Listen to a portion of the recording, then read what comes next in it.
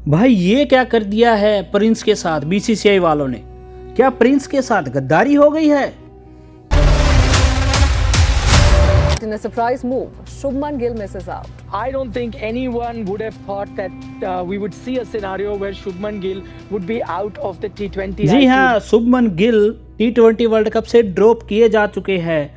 2024 का जो T20 world cup था उस टाइम वो इसलिए नहीं गए थे वहां पे क्योंकि तभी रोहित कप्तान थे और उसके बाद ये क्लियर हो गया था कि अभी गिल को T20 खिलाया जाएगा और उनको T20 के काफ़ी मैच भी मिले, लेकिन उस टाइम पे T20 इतना ज़रूरी नहीं था तो उनको बोला गया कि आप अभी वनडे और टेस्ट मैच पे फोकस करो। इस बीच टीम मैनेजमेंट ने संजू को बोला कि आप आओ और अपना जलवा दिखाओ। संजू के 10 साल के करियर में ऐसा पहली बार हो रहा था कि उनको 10 से 12 मैच कंटिन्यू खेलने को मिले और उनकी फेवरेट पोजीशन यानी कि ओपनिंग करने का उनको मौका मिला और उस बीच उन्होंने 3 सेंचुरी और 2 हाफ सेंचुरी भी लगा देते हैं। तब तो ऐसा लग रहा था कि अभी सब कुछ बढ़िया हो रहा है, लेकिन जैसा बॉलीवुड पिक्चर में होता है वैसे ही एक ट्विस्ट आना तो जरूरी होता है।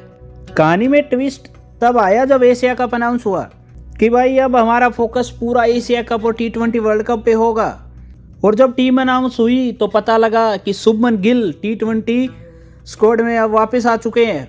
और जो टीम मैनेजमेंट अभी तक संजू को बैक कर रही थी, जब उनसे पूछा गया कि अब तो आप फिर से गिल को वापस लेके आ गए और वो भी उप कप्तान बना के, तो फिर जवाब ये मिला कि भाई गिल तो हमेशा से ही T20 टीम में थे, उनको थोड़ा सा रेस्ट दिया गया था जिसकी वजह से संजू सैमसन खेल रहे थे।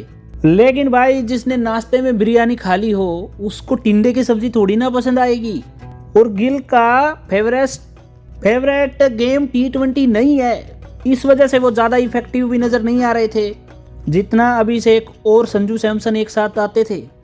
और अब उनको फिर से T20 वर्ल्ड कप का जो स्क्वाड है वहाँ से ड्रॉप कर दिया है। ये स्क्रीनशॉट आप देख रहे हैं, जो टीम आपको दिख रही है ये काफ़ी वायरल हो रही है और लोग इसके बारे में बोल रहे हैं कि काफ़ी बोल्ड टीम इस बार चुनी गई है और काफ़ी अच्छी दिख रही है। क्या यार गिल को ड्रॉप करने से ही बहुत सारे लोग खुश हैं? मैं आप लोगों से जानना चाहता हूँ भाई, कमेंट करके ज़रूर बताना। भाई मुझे लगता है कि टीम मैनेजमेंट की ये सबसे बड़ी जिद थी कि एशिया कप में शुभमन गिल ही ओपनर बन के खेले, लेकिन इसमें सबसे बड़ी प्रॉब्लम ये हुई कि शुभमन गिल तो रन बना ही नहीं रहे थे और जब संजू को नीचे खेलने के लिए बोला गया तो उनके भी रन आने बंद हो गए थे क्योंकि वो अपनी नेचुरल पोजीशन पे नहीं खेल रहे थे। और फिर यही डिसाइड हुआ कि भाई जब फिनिशिंग रोल के लिए खिलाना है तो फिर संजू की जगह पे आप जितेश शर्मा को खिलाओ, क्योंकि वो ये फिनिशर की भूमिका आरसीबी के लिए बखूबी निभा रहे हैं। और भाई इसी तरह से संजू T20 टीम से बाहर हो गए। एक बार उनके चाहने वाले फिर से जंतर मंतर पे उनके लिए जस्टिस मांगने के लिए पहुंच गए, लेकिन किसी को कोई फर्क नहीं पड़ रहा था। गिल बार बार फ्लॉप हो रहे थे, उनके बल्ले से रन नहीं आ रहे थे और जो आ रहे थे वो इतने धीमे आ रहे थे कि भाई कछुआ भी बोले भाई तू रहने दे मैं कर लेता हूँ। साउथ अफ्रीका के साथ जो T20 सीरीज हुई उसमें भी गिल के बल्ले से रन नहीं आए। फिर ये खबर आई कि गिल इंजर्ड है, लखनऊ में जो मैच होना था उससे पहले ही इंजर्ड हुए, तो उसकी जगह संजू सैमसन खेलेंगे, लेकिन पॉल्यूशन की वजह से भैंस की आंख मैच ही नहीं हो पाया। और 5वें मैच में गिल इंजर्ड रहे और संजू को ओपनिंग करने का मौका मिला, लेकिन कुछ न्यूज ऐसी भी आ रही थी कि गिल इंजर्ड नहीं है, उनको ड्रॉप किया गया है। लेकिन खैर छोड़िए, संजू को एक बार फिर से ओपनिंग करने का मौका मिला और उन्होंने 22 बॉल में 37 रन की तूफानी पारी खेली और टीम इंडिया को बेहतरीन शुरुआत दे दी। और इत्तेफाक से ये मैच जो टीम अनाउंस होनी थी उससे एक दिन पहले हुआ, लेकिन फिर भी किसी को इस बात का बिल्कुल अंदाजा नहीं था कि जब टीम अनाउंस होगी तो उसमें शुभमन का नाम नहीं होगा और उनकी जगह पे संजू को चांस मिलेगा।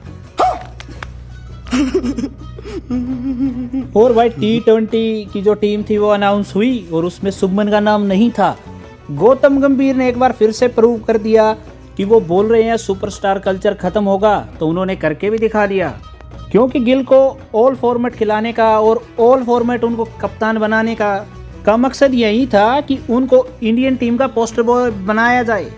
ये बात सबको पता थी कि गिल है वो संजू से बेहतर नहीं है T20 के अंदर, लेकिन गिल की परफॉर्मेंस ही नहीं आ रही थी। अगर उनकी परफॉर्मेंस थोड़ी बहुत भी आती, 19-20 का भी फर्क रहता, तो भी वो अपनी जगह पक्की रखते।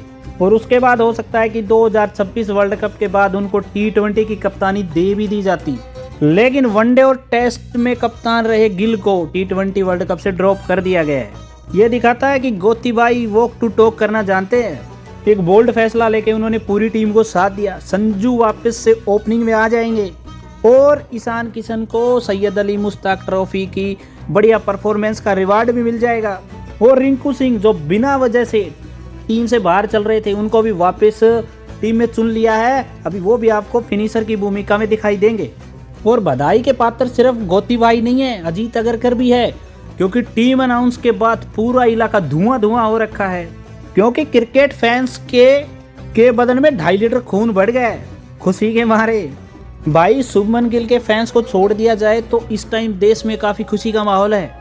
कुछ लोग तो ये तक डिमांड कर रहे हैं कि अजीत अगरकर को भारत रत्न दे दो।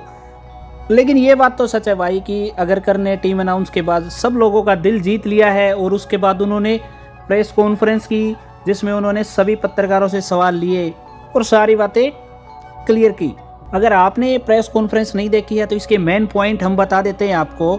सबसे पहली हाईलाइट कि शुभमन गिल को क्यों ड्रॉप किया गया, यानी कि वो थोड़े दिन पहले तक तो टीम इंडिया के आंखों के तारे थे और वॉइस कैप्टन भी थे। अरे भैंस क्या, कभी वॉइस कैप्टन ही ड्रॉप हो गया? इसका सीधा सीधा जवाब बनता था कि उनकी परफॉर्मेंस नहीं आ रही है, इस वजह से वो ड्रॉप हुए। लेकिन अगरकर भाई ने इस बात का जवाब बड़ी चालाकी से क्या बताया कि टीम कॉम्बिनेशन की वजह से वो ड्रॉप हुए हैं। उन्होंने कहा कि ये बात सच है कि गिल रन नहीं बना रहे हैं, लेकिन उनको ड्रॉप टीम कॉम्बिनेशन की वजह से किया गया है। अगरकर ने कहा कि हम चाहते थे कि जो भी टीम इंडिया का कीपर हो वो ओपनिंग स्लॉट में खेले, और अगर विकेट कीपर टॉप ऑर्डर में खेलेगा तो गिल की जगह नहीं बनती। हालांकि उन्होंने ये नहीं बताया कि अगर आपको विकेट कीपर टॉप ऑर्डर में चाहिए था तो वो तो पहले से था ही, आपने उसकी जगह पे गिल को क्यों लिया? लेकिन चलो ठीक है, यानी कि जो सुबह का भूला हुआ अगर शाम को घर आ जाए तो उसे भूला नहीं कहते, समझे। प्रेस कॉन्फ्रेंस की हाईलाइट नंबर 2, यानी कि जितेश शर्मा को क्यों ड्रॉप किया। यानी कि जितेश शर्मा ने अच्छी कीपिंग भी की, उनको बैटिंग का मौका मिला, वहां पे उन्होंने अच्छी बैटिंग भी की, फिर उनको ड्रॉप क्यों किया गया? इसकी वजह भी अगरकर भाई ने क्या बताया कि हमें टॉप ऑर्डर में विकेट कीपर बैट्समैन चाहिए। अगर हम विकेट कीपर टॉप ऑर्डर में खिला रहे हैं तो उसका सब्स्टिट्यूट भी हमें टॉप ऑर्डर वाला ही चाहिए। अगर संजू इंजर्ड हो गए तो हमें जितेश शर्मा को टीम में लेके आना पड़ेगा और उससे टीम का कॉम्बिनेशन बिगड़ जाएगा। इस वजह से जितेश शर्मा की जगह पे हमने ईशान किशन को चुना है। अब मुझे तो बहुत खराब लग रहा है जितेश शर्मा के लिए, और मुझे ऐसा भी लगता है कि भाई उनको भी खराब लग रहा होगा क्योंकि वो ड्रॉप हो गए। अगर जो टीम का कॉम्बिनेशन है वो अलग तरह से होता तो हो सकता है संजू बाहर होते, जितेश अंदर होते। हाँ भाई, ऐसा सोचोगे तो आप लोगों को थोड़ा कम बुरा लगेगा, है कि नहीं? वेल, अभी तीसरी हाईलाइट के बारे में बात करते हैं, और तीसरी है सूर्या भाऊ यानी कि सूर्य कुमार यादव की फॉर्म। प्रेस कॉन्फ्रेंस में ये बहुत बड़ा मुद्दा था कि क्या सूर्य कुमार यादव के ऊपर भी कुछ एक्शन होगा, क्योंकि उनके बल्ले से भी रन नहीं आ रहे। लेकिन फिर ये डिसाइड हुआ कि अभी आप 2 महीने पहले वर्ल्ड कप से कप्तान चेंज नहीं कर सकते। और जब प्रेस कॉन्फ्रेंस में उनसे ये सवाल पूछा गया तो उन्होंने क्या कहा कि ये पैच है, थोड़ा सा लंबा हो गया। अब इतना लंबा है तो भाऊ चलेगा, लेकिन अभी आगे इसको और लंबा मत होने देना। आपका ये पैच है, खली थोड़ी है जो लंबा होता ही जाएगा। उम्मीद करते कि T20 वर्ल्ड कप से पहले सूर्या भाऊ फॉर्म में आ जाए और लोगों को ये कहने का मौका ना मिले कि इस टीम में अगर कोई वीक लिंक था तो वो कैप्टन थे।